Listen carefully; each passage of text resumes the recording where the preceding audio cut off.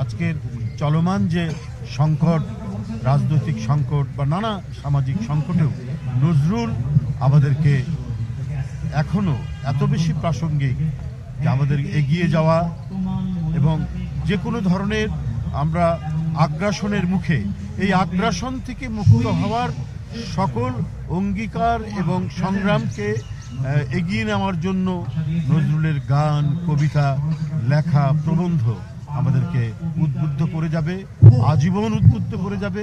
পৃথিবীতে যতদিন অন্যায় অবিচার থাকবে ততদিন নজরুল অত্যন্ত প্রাসঙ্গিক। শুধু তাই নয়, পৃথিবীকে ভালোবাসাময় করতে গেলে নজরুল আরও বেশি প্রাসঙ্গিক। আমি আপনাদের সামনে শুধু এটুকুই বলতে চাই যে প্রত্যাশা নিয়ে, যে আকাঙ্ক্ষা নিয়ে জুলাই আগস্টের যে মহাবিপ্লব এবং তার আগের 15 বছরের যে রক্তঝরা আন্দোলন, এই আন্দোলনের প্রতিটি মুখ নজরুলের কাছে। তাই আমরা বলবো যে আজকে কেউ কেউ বলছেন, সাবেক একজন উপদেষ্টা বলেছেন একজন উপদেষ্টার ব্যাপারে যে এইটা তাদের কি পদত্যাগ চাওয়াটা ঠিক না। তো আমি যদি বলি যে অন্তর্বর্তীকালীন সরকার, এটা তো একটি তার যে বৈশিষ্ট্যটা হবে তো নিরপেক্ষ সরকার। এই সরকার যদি কোনো একটি বিশেষ রাজনৈতিক দল গঠন করার ক্ষেত্রে তাদেরকে কি বলে যে মানে পানি সিঞ্চন করে চারাগাছ থেকে মহিরুহিতে পরিণত করার দায়িত্ব তো অন্তর্বর্তীকালীন সরকারের নয়, বরং তারা নিরপেক্ষভাবে দায়িত্ব পালন করবে। তো সেই ক্ষেত্রে যদি কোনো উপদেষ্টা তিনি যদি এসপিকে টেলিফোন করে বলেন যে ওখানে বিএনপির লোকজন যারা আছে তাদেরকে গ্রেপ্তার করবেন, ওরা যেন কোনো অ্যাক্টিভিটিস করতে না পারে এবং অন্যান্য কার্যক্রম করতে না পারে, তো তখন তার বিরুদ্ধে পদত্যাগের দাবি উঠবে না? নিশ্চয়ই উঠবে। এবং চলমান সংকট ঘনীভূত করার জন্য আমরা শুনেছি এই সমস্ত উপদেষ্টারা তারা ভূমিকা পালন করছে, নানাভাবেই ভূমিকা পালন করছে। ডক্টর মোহাম্মদ ইউনূস তিনি তো সম্মানিত মানুষ, সবাই সম্মান দেখিয়েছে। এই সরকারকে যারা আন্দোলনে রত ছিল, যারা আন্দোলন সংগ্রাম করতে গিয়ে যাদের সন্তানেরা হারিয়ে গেছে, ক্রস ফায়ারের শিকার হয়েছে, যারা পৃথিবীতে নেই, এই 15 বছরের দুঃখ বেদনা সমস্ত কিছু ধারণ করে যখন স্বৈরাচারের পতন হলো, ফ্যাসিস্ট যখন পালিয়ে গেল, তখন ডক্টর ইউনূসকে তো আমরা সবাই সমর্থন জানিয়েছি।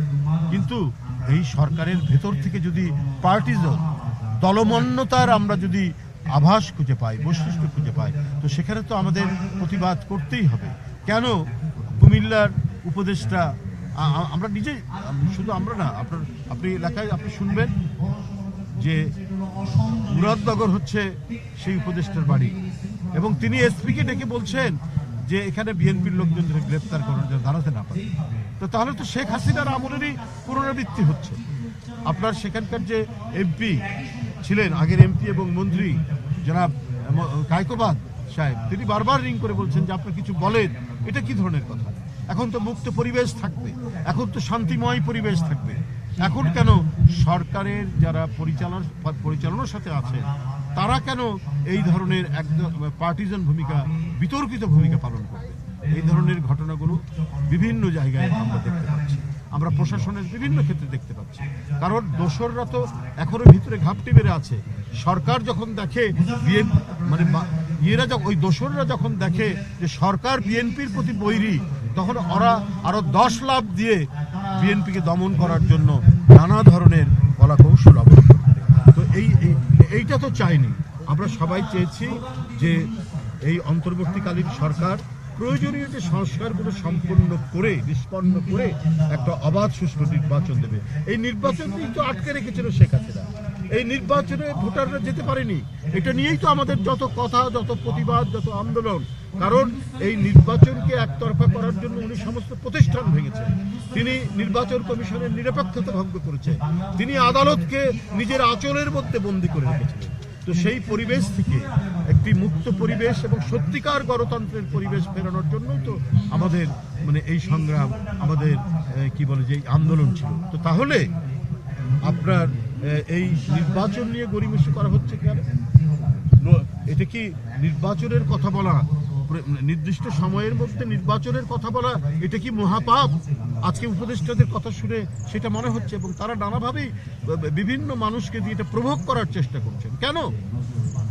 আজকে কি বলে যে পরিবেশ উপদেষ্টা তার দায়িত্ব তো মানে পরিবেশকে সুরক্ষা করা এবং পরিবেশের উন্নয়ন। তিনি যতদিনই সময় পান, আজকে বুড়িগঙ্গা কেন ড্রেন, আজকে শীতলক্ষা কেন ড্রেন, আজকে আমরা মানে বিষাক্ত নিঃশ্বাস কেন নিতে হচ্ছে, উনি এই দায়িত্ব পালনের পর এমন কিছু ড্রাইভ উনি দেখাননি, এমন কিছু উদ্যোগ তিনি নেননি যে পরিবেশ মানে পরিবেশ সংরক্ষণ বা পরিবেশ দূষণমুক্ত করার জন্য যে কোনো পদক্ষেপ যেটা পরবর্তী সরকার গ্রহণ করবে, সেই ধরনের তো আমরা কোনো পদক্ষেপ আমরা তার কোনো কর্মকাণ্ডের মধ্যে দেখি না। কিন্তু খালি দেখি যে খালি নির্বাচন বললে তো হবে না, খালি নির্বাচন, এটা একটা সরকারের উপদেষ্টারা কি করে এই কথা বলে?